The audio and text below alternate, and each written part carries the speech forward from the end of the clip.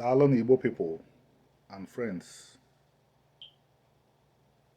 we are laying a foundation, providing for the rebirth of our people. I'll repeat, we are laying a foundation, building a rebirth for our people. Why do I say this? I say this because even though we would begin to see the fruits of our labors, we are already beginning to see the fruits of our labors, but the Igbo nation, that its glory will fill the world with awe. Its glory will awe the world, will materialize in the time of our children and their children. In the next 10 years, going by what I am seeing, we will still be involved in building and rebuilding. So much ground has been lost. Our people know very little about who we are.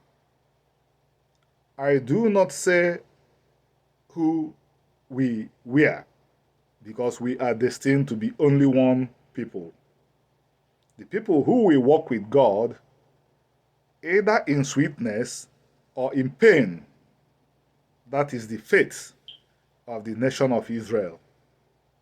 And we are the nation that constitutes up to 60% of this nation of Israel, the nation that has a special covenant with Chukwu, the nation that is supposed to show the world the right things to do through examples. Igbos have gone off the cliff for so long that many Igbos will scoff and say, what is he saying again? As you may well know, a certain psychosis entered this society, and some Igbos began to say that the Igbos did not come from Israel. But there are traditions that are unique to Israel that manifested most fully in the Igbo community in ancient times.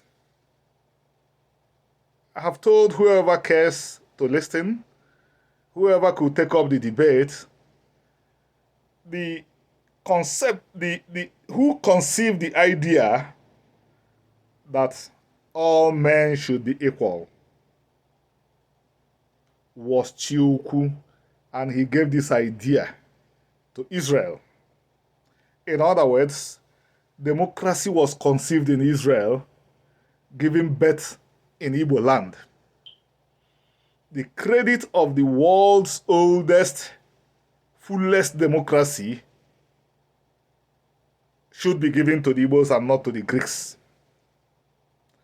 And the idea that gave birth to this democracy was conceived in Israel. It's an ancient Israelite idea, but since it manifested in the Igbo world and not in the worlds of the other Israelites who have been in public view much more than Igbos, nobody contests the idea that democracy was given to us by the Hellenes, I mean the Greeks. But if we go through history carefully, the credit, the honor should belong to the Igbos. The Greeks could come a very distant second, but definitely democracy was not born in Greece. Democracy was born in the Igbo society. And that is the only participatory democracy that the world has seen. And for the contemporary Igbo, who knows virtually nothing about his culture and history, look at your egalitarianism. In spite of the psychosis, every Igbo knows that the Igbo society is egalitarian. There were no kings, even though some fabricate today that there were kings, but every Igbo knows that in all the Igbo republics, every male had one voice, no male had two voices. Everybody was equal. The richest man could not override the views of the poorest man. But here comes the cocoa, as Nigerians would say. Since Igbos barely remember who they are, who they should be, and we do not see a sea of people rushing to do what they should do, return to the culture that God wants the Igbos to live by, would we be viewed as realistic if we say that the Igbo nation that will rise in glory would manifest in our times? I don't think we would be viewed as realistic people. So let me tell Igbos up front, it's our children and their children that their glory will be noticed by the world, because I do not see the contemporary Igbos rushing to do the right things. Every Igbo, or majority of Igbos today, think only of self. Everybody dreams about a time that all their problems will be solved before they solve the problem of the next man. But I'm assuring every Igbo, it doesn't ever happen that way. No matter how frugal you want to be, no matter how careful you want to be, you will not go into your grave with even $1. And if you are not very careful, in spite of that estate you build, your grandchild will be a pauper.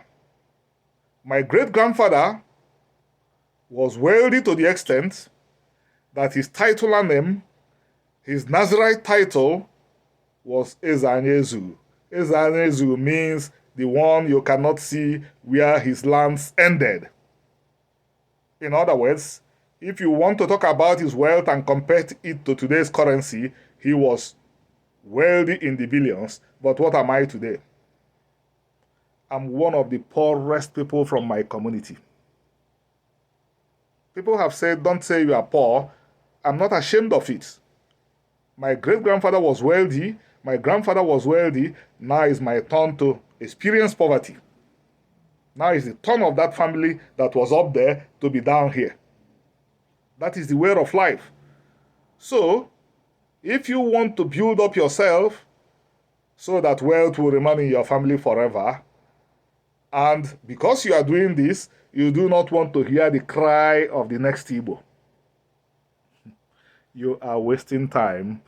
Build a secure society so that if you become wretched, that society will give you a safety net. Thank you, everybody.